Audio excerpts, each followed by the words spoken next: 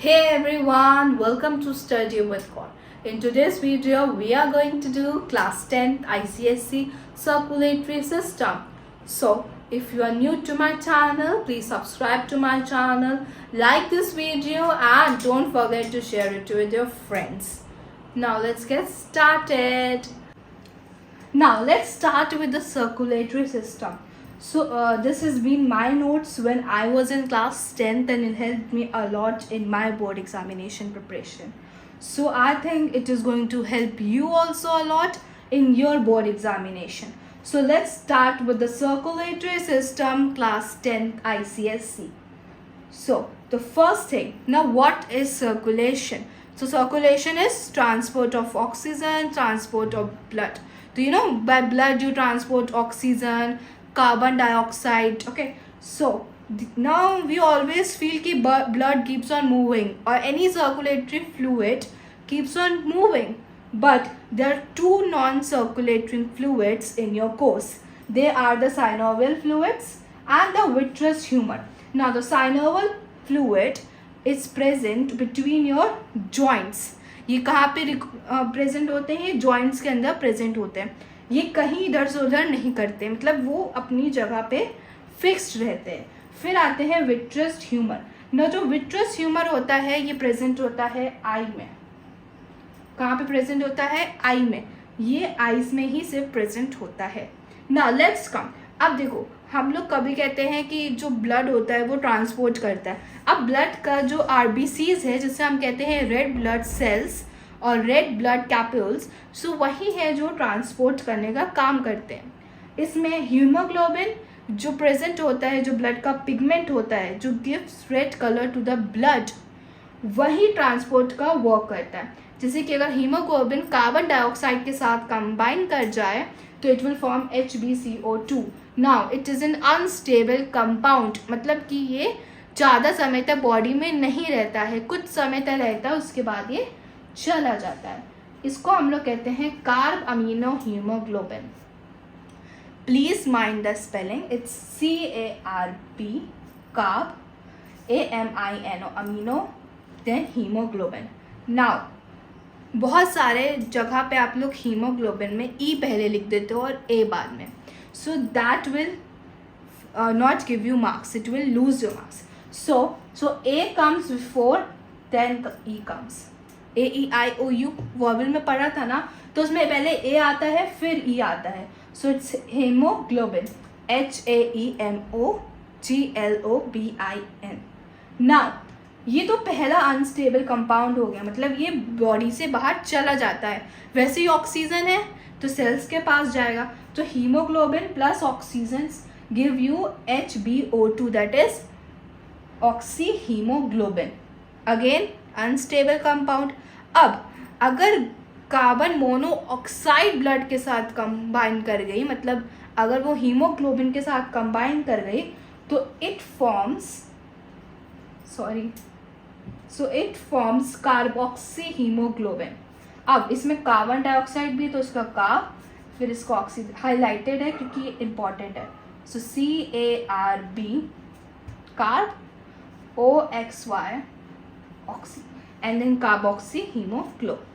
Now this is something जो गांव में लोग आग जला के सो जाते हैं और सुबह देखते हैं कि वो लोग is no more, they are no more. Why? Because क्योंकि ये बॉडी के अंदर चला जाता है और ये पॉइजनस होता है.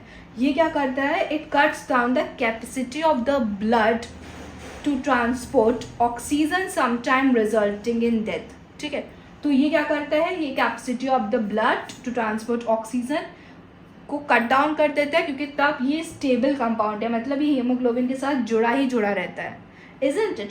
तो उसकी वजह से ऑक्सीजन और कार्बन डाइऑक्साइड कंबाइन नहीं कर पाती हीमोग्लोबिन से, और उसकी वजह से the person leads to death. Okay, so this one comes for reasoning. ये रीजनिंग का एक बहुत ही बेस्ट क्वेश्चन है. Now let's come to serum. Now serum, the plasma from which protein fibrogen has been removed. ये एक छोटा सा तरीका है कि आपको याद हो जाए कि सीरम किसे कहते हैं. ये नॉर्मल वे में हम लोग पेपर में तो नहीं लिखते हैं, लेकिन हम लोगों को याद करने का एक ईजी वे में हम लोग बता देते हैं कि the plasma from which protein fibrogen has been removed. Elements of the blood are RBCs, WBCs and blood platelets. Now RBCs को हम लोग कहते हैं erythrocytes and WBCs called as leukocytes. Platelets, the blood platelets जिसका count बहुत ज़्यादा होता है हम लोगों की बॉडी में, हम लोग उसे कहते हैं thrombocytes. Clear? Now let's move forward. So RBCs are minute disc-like structures. अब ये 120 days के अंदर you know what it get destroyed और new RBCs form होती हैं. अब ये कहाँ पे destroy होती है? ये destroy होती है spleen के अंदर. कहाँ पे destroy होती है? ये destroy होती है spleen के अंदर. Now let's come to WBCs. They are called as leukocytes. और ये कौन से shape की होती है? These are the shape, okay?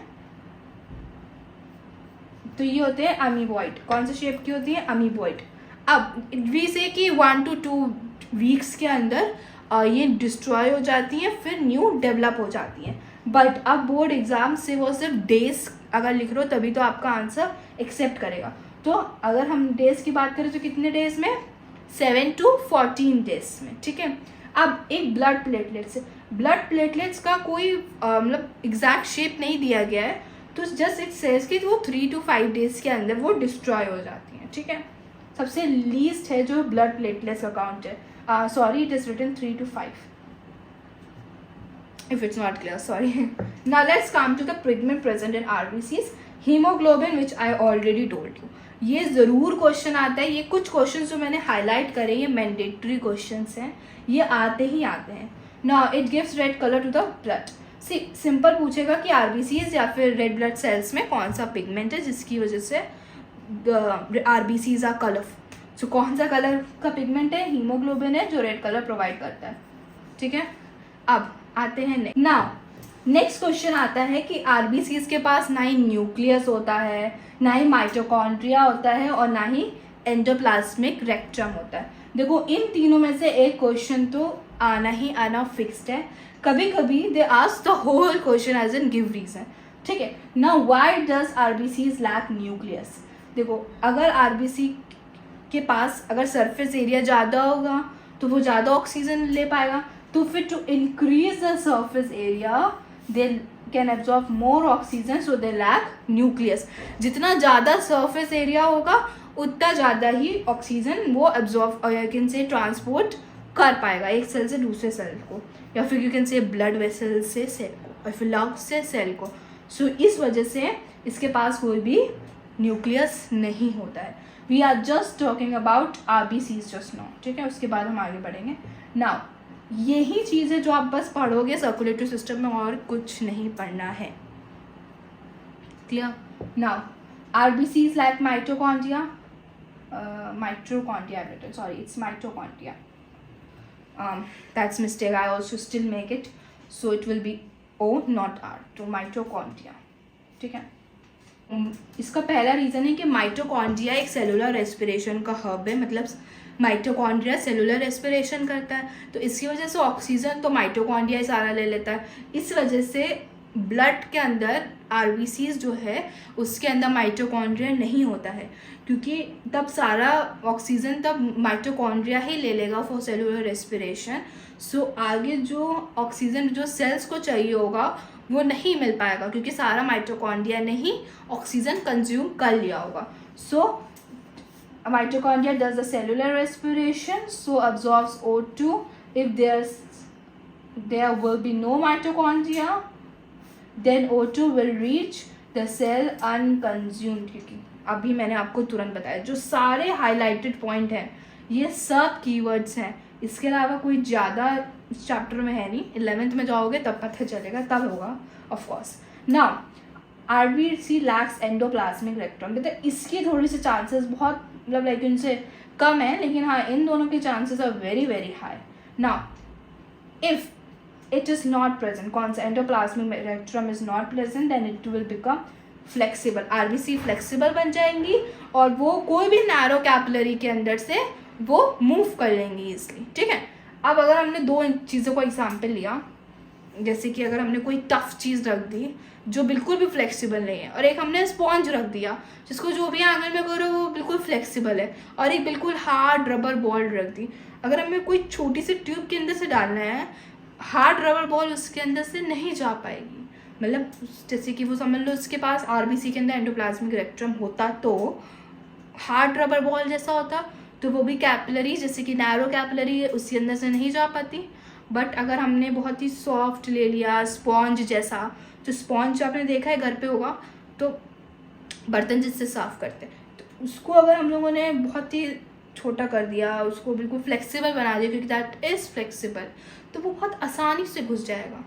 इस वजह से पाइप में बहुत आसानी से घुस जाएगा। तो वही बता रहा है कि एंडोप्लाज्मिक रेक्टम नहीं है अगर वो, इस वजह से नैरो कैपिलरी के अंदर वो चला जाता है। अब आते हैं दो चीज़ें जो बिल्कुल रट लेनी है कि अगर एबनॉर्मल इंक्रीज ऑफ आरबीसी हुआ, बहुत ही ज़्यादा आरबीसी इंक्रीज हो गया, तो क्या होगा? Polycythaemia, POLYCYTHAEMIA, polycythaemia.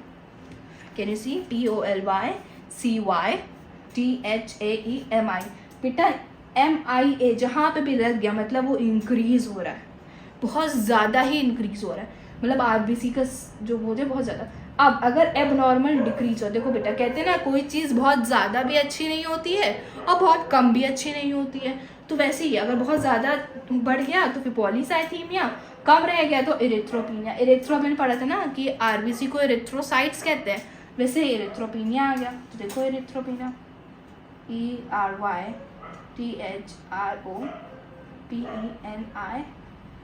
इरिथ्रोपिनिया। ठीक है।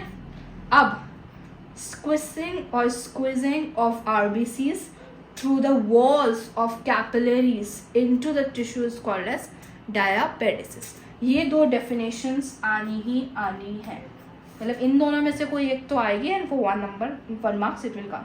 अगर कोई आरबीसीज नैरो कैपिलरी से बाहर निकल रहा है, वॉल्स ऑफ द कैपिलरीज से बाहर निकल रहा है, कैपिलरीज, अब वो कहाँ जा रहा है? टिश्यू के अंदर, तब हम उसे कहेंगे डायापेडिसिस। इसका एक डायग्राम छोटा सा बना के देख लेते हैं। देखो ये समझो वॉल्स है कैपिलरीज, ठीक है, ये वॉल्स हो गए। यहाँ पे समझो कि हमने कोई भी एक आरबीसी ले लिया, ये तब बाहर जाएगा, यहाँ पे टिश्यू है, ठीक है। वैसे तो टिश्यू सर्कुलर बनाते हैं बट स्टिल चलो सर्कुलर बना देते हैं।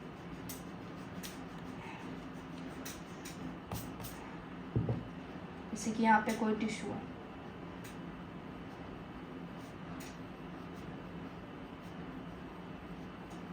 ये रहा टिश्यू। सो इसका जो जैसे ये बाहर निकलेगा, ये ऐसे बाहर निकलेगा, अपना शेप बदल के ऐसे बाहर निकलेगा, ये टिश्यू में जाएगा। इसको प्रोसेस वो कहते हैं डायापेडिसिस, इसे कहते हैं, ठीक है। इस वॉल से बाहर निकलने का ये बेटा कोई भी आरबीसी नहीं, WBC, सॉरी ये WBC है, क्या है? WBC, इसे हम लोग क्या कहेंगे? डायापेडिसिस। अब ये निकलने के बाद इसका एक और स्टेप फॉलो होता है। अब कोई भी चीज़ बेटा ऐसी फालतू में तो बाहर नहीं निकलेगी, कोई ना कोई तो यूज़ होगा। तो उसका यूज़ क्या है? ये रहे टिश्यू, समझो यहाँ पे एक बैक्टीरिया है या फिर कोई भी वायरस कुछ भी है, तो फिर इसको इंगल्फ कर लेगा।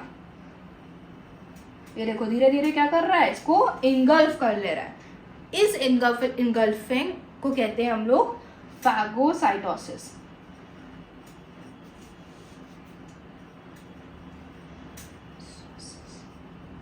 फैगोसाइटोसिस, इंगल्फिंग, उसको हम कहते हैं फैगोसाइटोसिस। फिर धीरे धीरे ये सी अपनी शेप में वापस आ जाएगा, ठीक है। नाउ फिर से पढ़े, engulfing of a particle like solid substance, especially bacteria, by WBCs is called as phagocytosis। देखो डायापेडिसिस और फैगोसाइटोसिस साथ साथ होते हैं। फैगोसाइटोसिस हमेशा डायापेडिसिस के बाद ही होता है, ठीक है। कभी भी कैपिलरी के अंदर बैक्टीरिया नहीं आएगा या फिर कोई भी सब्सटेंस नहीं आएगा, भाई वो टिश्यू में ही रहेगा, ठीक है। अब आते हैं एबनॉर्मल इंक्रीज ऑफ WBCs। जब भी WBCs इंक्रीज हो तो आप लोग सोचते हैं अरे यार WBC इंक्रीज हो रहा है, कोई बात नहीं, ज़्यादा अच्छे से हमारी बॉडी फाइट कर पाएगी। बट एक चीज़ भूल जाते हो, अगर WBCs इंक्रीज होंगे तो RBCs का काउंट कम होता जाएगा, तो उसको हमको बोलते हैं लीकोपीनिया, सॉरी लीकोमीनिया।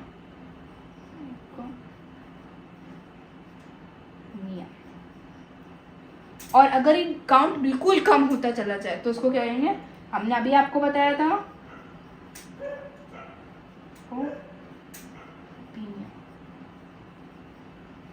मतलब RBCs का काउंट, सॉरी WBCs का काउंट कम होता जा रहा है। जहाँ पे भी पीनिया है वहाँ मतलब काउंट कम होता जा रहा है, ठीक है। अब आएंगे WBCs के बारे में पढ़ने। अब देखो इसमें कुछ ज़्यादा इंपॉर्टेंट है नहीं, बस आपको नाम पता होना चाहिए और पता होना चाहिए कौन सी स्मॉलेस्ट है कौन सी लार्जेस्ट है, ठीक है।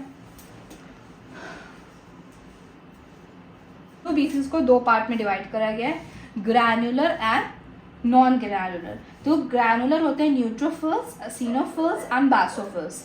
इसमें आपको याद करना है कि जो इन्फ्लेमेशन होता है उसमें कौन से होते हैं। देखो इन्फ्लेमेशन में होता है बासोफिल्स, ठीक है। फिर अगर आपको देखना हो तो शेप ऐसे देख सकते हो, न्यूट्रो में देखो 3 आपको लोब मिलेंगे, ओसिनो में मिलेंगे आपको 2 लोब, और बासोफिल्स जो इन्फ्लेमेशन के लिए होते हैं तो देखो ऐसे सिंगल लोब्ड होता है, ऐसा जैसे टेलीफोन नहीं होता है वैसे होता है, ठीक है। लाइक दिल का टेलीफोन लाइक दैट, ओके। फिर आते हैं लिम्फोसाइट। देखो मैंने इसे बहुत लार्ज बनाया हुआ है बट ये बहुत छोटा सा होता है। सबसे स्मॉलेस्ट RBCs होती है लिम्फोसाइट्स। ये आपको याद रखनी है कि मोनोसाइट्स और लिम्फोसाइट्स क्या होता है। पहली बात तो ये नॉन ग्रैनुलर होते हैं, दूसरी बात जो लिम्फोसाइट्स है वो स्मॉलेस्ट होते हैं,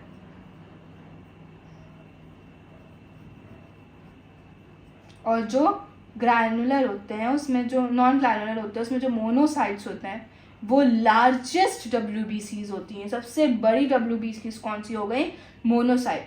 ये नहीं सिर्फ नॉन ग्रैनुलर में, इन सब में पूरे में, ठीक है। तो 5 तरह की हम लोगों ने पढ़ी, neutrophils, eosinophils, basophils, lymphocytes and monocytes, ठीक है। अगर आप कहोगे कि इसमें सब मिक्स हो जाएगा तो कैसे मिक्स होगा, देखो phils phils phils granular, cytes and cytes are non granular. तो हम लोगों को पता चल गया WBCs के 5 टाइप। अब आप इसका छोटा छोटा डायग्राम भी देख लो, बाकी इसमें और कुछ नहीं करना है, ठीक है। अब आगे बढ़ते हैं।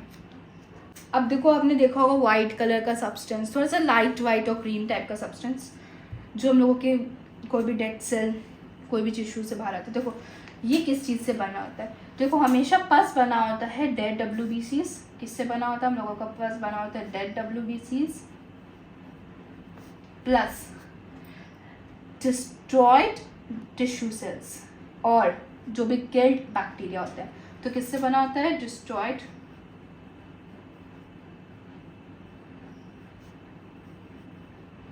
T सेल्स प्लस बैक्टीरिया, कौन सा, killed bacteria.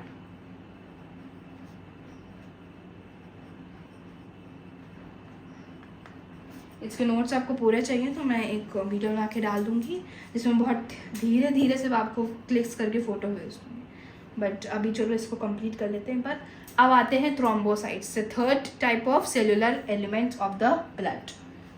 Initiates blood clotting, हम लोगों ने कितनी बार पढ़ा है कि ब्लड क्लॉटिंग क्या कर, इनिशिएट्स ब्लड क्लॉटिंग कौन करता है, थ्रोम्बोसाइट्स। इसका एंटीजेंस कहाँ होता है, RBCs में, और एंटीबॉडी होती है प्लाज्मा में। एक तो ये आपको उसका बताएगा RH फैक्टर का एक्चुअली, तो इसको थोड़ा सा भी लीव करते हैं साइड।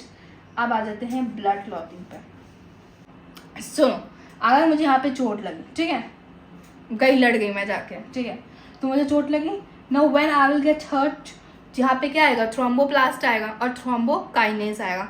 अब हमारा जो प्रोथ्रोम्बिन होता है वो ब्लड के अंदर इनएक्टिव फॉर्म में स्टोर होता है। उसको एक्टिव बनाने के लिए हमको कैल्शियम आयन चाहिए।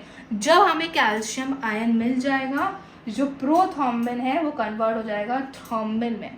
थ्रोम्बिन एक एक्टिव फॉर्म है, देखो हर स्टेप में आपको कैल्शियम आयन दिखेगा, ठीक है। और इसमें हम लोगों को विटामिन K भी चाहिए, लेकिन हमको तो पूछा जाता है कि विटामिन K कौन सा विटामिन चाहिए, देन ओनली वी से विटामिन K, न तो हम हर जगह कैल्शियम आयन ही लिखते हैं। और please mind it, no one will write calcium. We will write calcium ion because this is something जो आपके मार्क्स को लूज करा देंगे. मतलब you will not able to get the marks. Okay. Now thrombin. अब ये तब ये एक्टिव हो गई थ्रोम्बिन, तो इसके बाद क्या होता है फिब्रोनोजन. जो ब्लड में जो फिब्रोनोजन प्रेजेंट है वो सॉल्युबल है, सॉल्युबल है. सॉल्युबल है मतलब वो फ्लो होती रहती है. अब उससे इनसॉल्युबल बनाया जाता है. कुछ जमा हुआ ब्लड आप देखते हो, वो क्यों होता है? क्योंकि फिब्रिन जो होता है, फिब्रोनोजन, वो फिब्रिन में कन्वर्ट हो जाता है. वो फिब्रिन होता है इनसॉल्युबल. ठीक है, ये फिब्रिन क्या हो जाता है? इनसॉल्युबल. तब ये फिब्रिन इकट्ठा होता जाता है, तो वो देखो वाइट कलर बन जाता है, फिर उस पर स्किन आने लगती है. नहीं, तो उससे हम लोग बोलते हैं क्लॉट. तो this is the whole history of the clot. ये 3 मार्क्स का आएगा ना, तो कहीं ना कहीं आएगा ही आएगा. मतलब पेपर में आपको दिखेगा ही दिखेगा. सो रिवाइज कर लें एक बार. थ्रोम्बोकाइनेस और thromboplast will convert prothrombin into thrombin. ये थ्रोम्बिन क्या करेगा? फिब्रोनोजन जो सॉल्युबल फॉर्म में है इन द ब्लड, उसे फिब्रिन में कन्वर्ट करेगा. फिर ये फिब्रिन तब बहुत ज़्यादा हो जाएगा, फिर ये बन जाएगा एक क्लॉट. ठीक है, तो ये ना चोट लग गई ऊपर पपड़ी आ गई, what you call in Hindi, तो वही चीज़ हो जाती है. अब ये ब्लड ग्रुपिंग का कॉन्सेप्ट दिया किसने था? ये दिया था कार्ल लिंडस्टन. KARLLAND लैंड और STEINER लैंडस्टन. ठीक है, अब 2 क्वेश्चन से पूछे जाते हैं कि यूनिवर्सल डोनर कौन होता है. तो इसका यूनिवर्सल डोनर होता है O और यूनिवर्सल रेसिपिएंट. देखो इसमें मैंने O में सर्कल बनाया हुआ है कि आप याद रखो कि डोनर कौन है. तो देखो O में जहाँ पे सर्कल है तो इसका मतलब यूनिवर्सल डोनर O है. और रेसिपिएंट कौन हो गया? अब तब डोनर O हो गया तो मतलब रेसिपिएंट A भी हो गया. और एंटीजन हमेशा RBCs पे प्रेजेंट होता है और एंटीबॉडीज़ हमेशा ब्लड के प्लाज्मा, जो liquid part of the blood है, उसके अंदर प्रेजेंट होता है. अच्छा, प्लाज्मा के बारे में अगर कुछ थोड़ा बहुत जानना हो तो इतना जान लो कि वो liquid part of the blood है. ठीक है, और उसके अंदर 90% वाटर प्रेजेंट होता है, कुछ प्रोटीन प्रेजेंट होती हैं, कुछ ग्लोबिनम प्रेजेंट होता है, एल्ब्यूमिन प्रेजेंट होता है. इतना ज़्यादा आप में नहीं है. ठीक है, so that's over for this part. Next part will cover the whole chapter in a very short time and you are going to do it very well.